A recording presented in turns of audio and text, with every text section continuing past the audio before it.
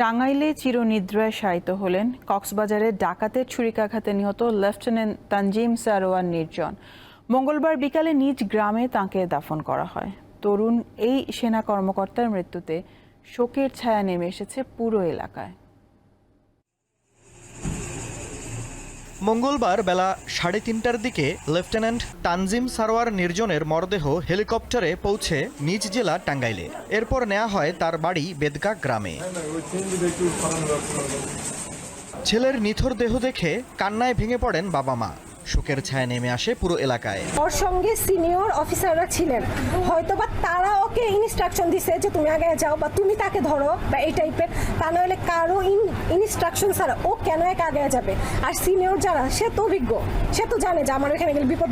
ব্যক্তিগত লাইফেও খুবই বাচ্চা পোলাপের মতো ছিল। মাত্র 22 বছর বয়স, মাত্র লাইফ শুরু।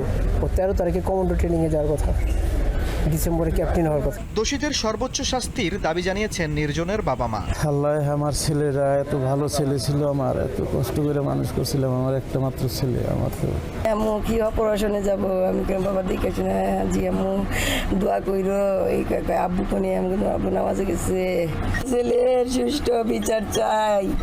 আমার ছেলে কি দিয়ে কি হলো কি করলো, এগুলা বিচারের আওতায় এনে আমার ছেলের সুষ্ঠু বিচার করতে হবে। বাদাসোর স্থানীয় বোয়ালি মাদ্রাসা মাঠে হয় জানাজা। এর আগে তাকে দেয়া হয় গার্ড অব অনার। আমাদের অফিসারদের হত্যাকারী হিসেবে যে ব্যক্তি এবং যে দলটা ছিল তাদের বিরুদ্ধে সর্বোচ্চ দেশের আইন অনুসারে সর্বোচ্চ ব্যবস্থা গ্রহণ করার জন্য যা যা করণীয় আমরা সবই করব। আমাদের অফিসারের গায়ে হাত দেওয়া এবং আলটিমেটলি আমরা আমাদের একটা অত্যন্ত সাহসী কর্মদক্ষ একজন অফিসারকে হারিয়েছি। খুব সহজে এটা আমরা ছাড়ব। বিকেলে পৌর এলাকা করের বেদকা গ্রামে স্থানীয় কবরস্থানে তাকে দাফন করা হয়। সোমবার রাতে কক্সবাজারের চকরিয়ায় অস্ত্র উদ্ধার অভিযানে গিয়ে ডাকাতদের ছুরিকাঘাতে নিহত হন লেফটেন্যান্ট তানজিম সারোয়ার নির্জন। ভোররাতে ডুলাহাজরা ইউনিয়নের মাইচপাড়ায় ডাকাতদের ছুরির আঘাতে গুরুতর আহত হন তিনি। পরে হাসপাতালে নেয়ার পথে মারা যান।